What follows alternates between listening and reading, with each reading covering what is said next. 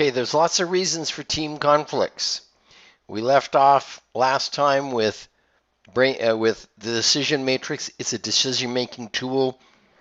It helps put things on an objective basis and minimizes conflicts.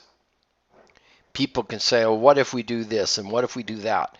So tools like this help minimize conflicts. People won't disagree so much. They'll see the objective basis for a decision rather than clinging to a pet theory and so forth. But team conflicts are inevitable. Miscommunication. Do tomorrow, not today. Misinformation. What do you mean we change the material? Values and perception. Watching somebody while others do all the work.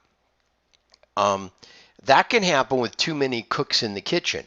You have too many people working on the same thing, and you have one person that kind of feels like, why am I working on this? I mean, people are crawling all over it. All I would do in this situation is get into the way. So why don't I go off and do something else? Leaders have to watch out for that, by the way, if there's, quote, too many cooks in the kitchen. Lack of motivation. People feel underutilized, undervalued. Poor performance, low quality, late delivery will address some of that. Other skills, MATLAB, Excel, writing, and so forth. Okay. Conflict management styles, competing, I win, you lose. Avoiding, it's not worth the trouble. Accommodating, let's get this over with. Sometimes this is a good strategy. Collaborating, let's work together. And compromising, I don't want to be unreasonable. And here's another quadrant chart. Low to high concern for self, low to high concern for others. Collaborating is pretty compromising, kind of in the middle between everything. This is ideal. Let's come up with something everybody can live with, everybody can agree to. And sometimes the answer we come up with is better than if we worked individually. The junior engineer who proposed the Apollo moonshot lunar rendezvous, who saved NASA from building a huge, bigger rocket. Saturn V was big enough if they did it that way. Junior engineer had a hard time getting his idea across, but it was the best idea, and it was eventually heard. Okay. Conflict resolution. Several ways. So these are all different resolution methods. Here's a toolbox. So finding the root cause, NYs, taking action. We're going to go into all these things. Okay. LCS technique, giving constructive feedback. And that's LCS stands for like, concern, suggest. Find a genuine, sincere like. I like it that you show up to meetings all the time. If my boss said this to me, I'd think, okay, what's the bad news coming? Hey dude, your work is always of high quality. But here's the problem with that. You're always late. Maybe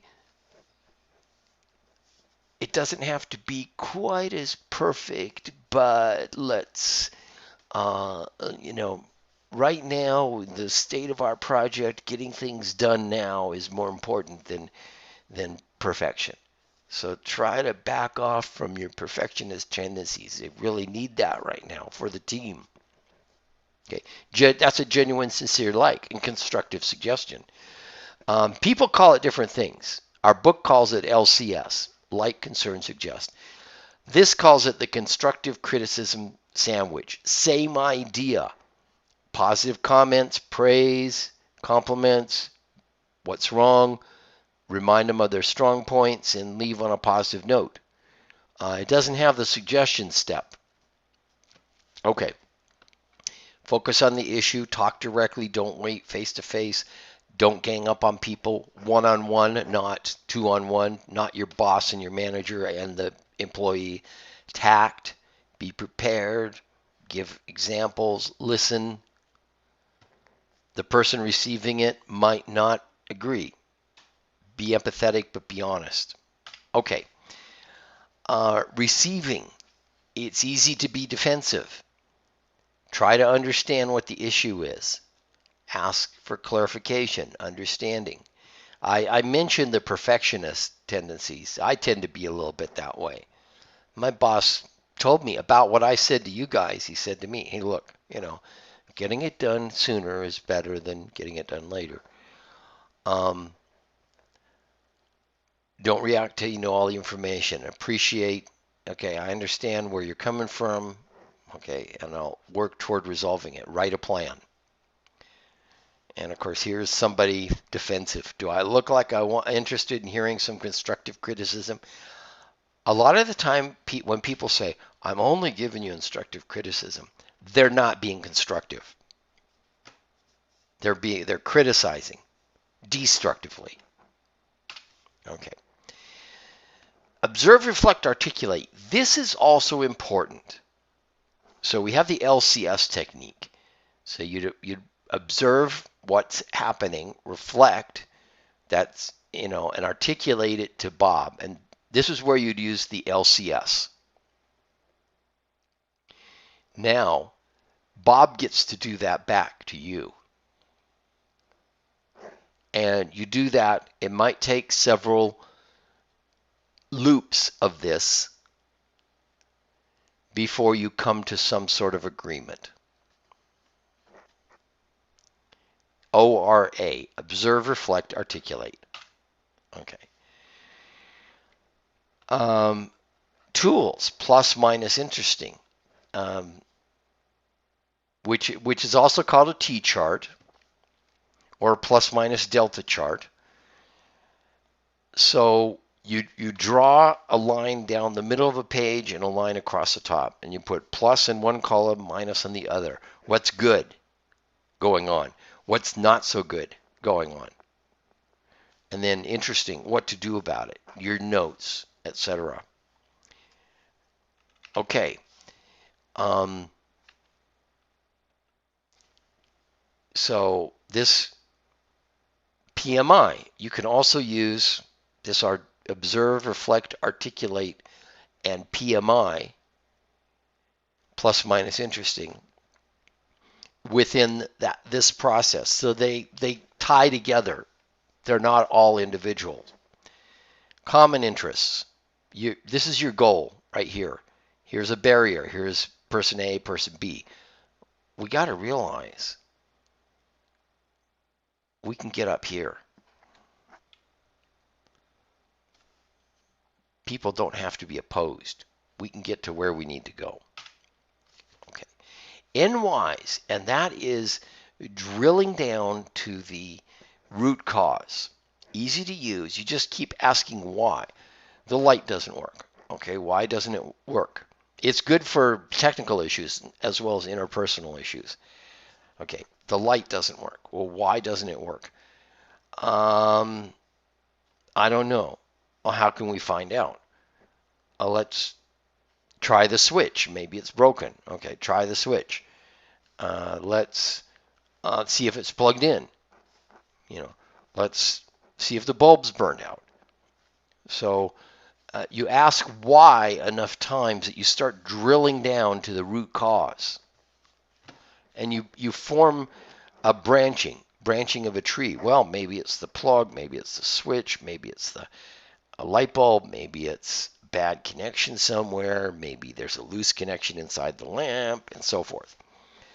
Some of these will require more drilling down. You might have to take the lamp apart and things like that.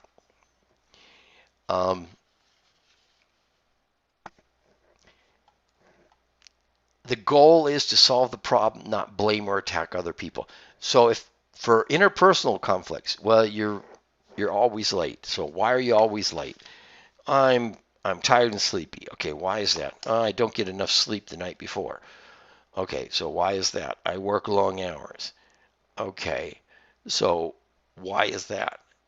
Well, uh, to go to school and to work, it just consumes all my time. You see, well, then you start coming on to a solution. Well, um, maybe you should either live on a tighter budget and not work so much, or maybe you should take fewer credits at school so you have enough time to do the courses you're doing well. And so you're exposing the problems, or maybe you um, party too much on Friday and Saturday night. You got to give one of those partying times up. You get the idea. Carve out enough time to do what you need to do.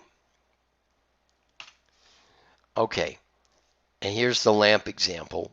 Develop an N-wise tree.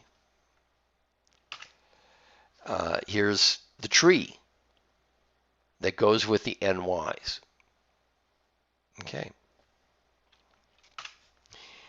Ask repeatedly why. So this is the N-wise. Finding the root cause. Multiple branches, as I mentioned. Here's a washing machine example. I've already discussed the lamp example, so I don't have to go through this.